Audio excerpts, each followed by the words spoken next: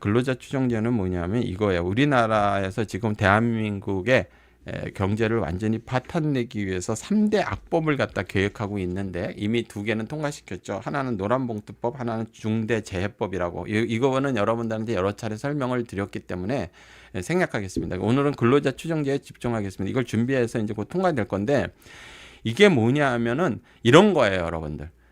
그러니까 여러분들 지금 어떤 자영업자라든지 기업에서 프리랜서를 쓰고 있잖아요. 만약 식당 같은데 여러분이 중국 식당을 한다고 그러면 배달 라이더가 있다고 쳐봅시다. 그리고 어떤 그 자기가 어떤 프로덕션을 만들고 있는데 거기에 그 아르바이트 작가가 있다고 쳐봅시다. 그런데 그들이 이제 더 이상 이제 요번에 이제 단편극이 끝나가지고 이제 더 이상 하지 마세요. 딱 그러면 이들이 주장할 수가 있어. 이 사람들이 부당해고했다 이렇게 주장을 할 수가 있어요. 근로자 추정제가 그러니까 근로자로 다 추정한다는 겁니다. 그러면 그거를 누가 증명해야 되냐면 근로자 추정제법이 이제 통과가 되면은 누가 증명해야 되냐면 그 당사자에 근무했던 사람이 내가 풀타임이었고 여기에 이렇게 했다 이거를 갖다 내가 이게 정규직이었고 풀타임이었고 이렇게 받았다 증명하는 게 아니라 이 사람이 그렇지 않다라는 것을 기업주가 그 다음에 자영업자가 직접 증명을 해야 돼요. 이게 상당히 심각한 겁니다. 그러니까 권리를 주장하는 사람들이 근거를 제시하는 게 아니라 기업주하고 그 당하는 사람들, 그러니까 소송을 당하는 사람들이 증거를 제시해요. 세상에 이런 법도 있어요. 여러분, 세상에 이런 법도 있는 거예요. 알겠죠? 그러니까 근로자 추정자가 아니라 근로자 추정제예요.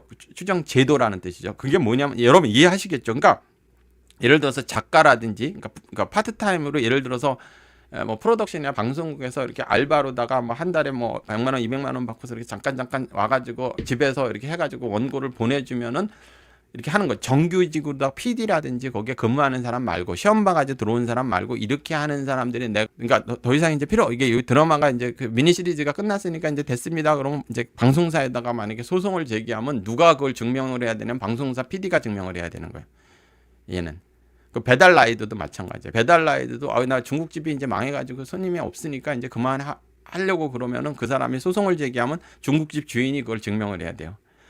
이게 입증 책임이 기업하고 거기에 있어요. 근데 참 심각한 문제가 뭐냐면 그러면 여러분들 입장에서 한번 생각을 해보세요. 여러분들이 알바든 아니면 배달 라이더든 아니면 그 프리랜서든 여러분 고용할 수 있겠어요, 없겠어요? 이들이 이제 그런 주장을 한단 말이에요. 4대 보험 해달라. 그럼 막 소송해서 그래. 4대 보험 해달라. 그리고 각종 그 수당 달라. 그 정규직까지 인정해달라. 막 이러면서 요구를 한단 말이에요.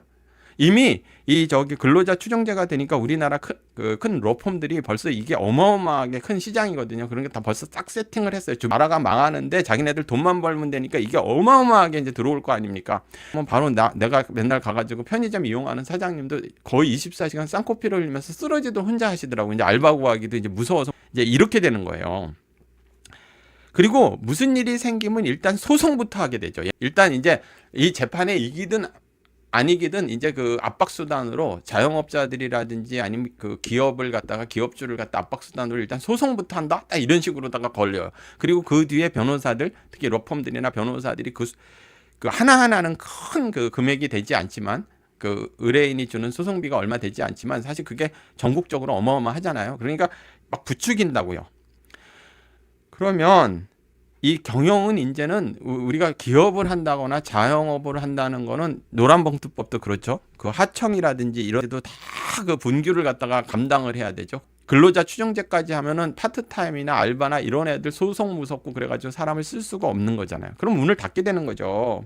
그러면 결국은 이 부분이 여러분 지금 민주노총에서 지금 민주노총 출신에 있는 노동부 장관이 이런 걸 추진하는 것 같은데 이 사람들이 목적이 노동자를 정말 위하는 걸까요? 여러분 한번 생각을 해보세요. 이게 이렇게 되면은 그렇죠. 외국인 투자도 다 빠져나가죠. 여러분 이렇게 되면은 노동자의 일자리가 없어지겠습니까? 이게 노동자를 위할 것 같습니까? 이게 여러분들도 눈에 보이지 않습니까?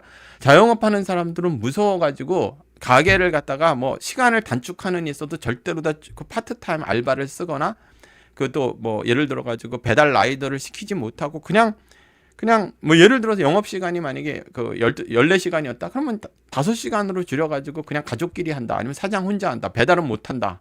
아니면 배달을요. 정말로 얘네들 4대 보험 다 해주고 뭐 이런 식으로 일부 구해가지고 배달비가 지금 여러분 뭐 예를 들어서 어디에 배달을 시키면 3,000원, 2,000원이 음식 가격에 얹어지는데 만약에 여러분들이 햄버거 뭐 떡볶이를 갖다가 10,000원짜리 떡볶이를 하나 시켰다 그러면 배달비가 10,000원, 15,000원이 되는 사회가 되는 거예요 이제.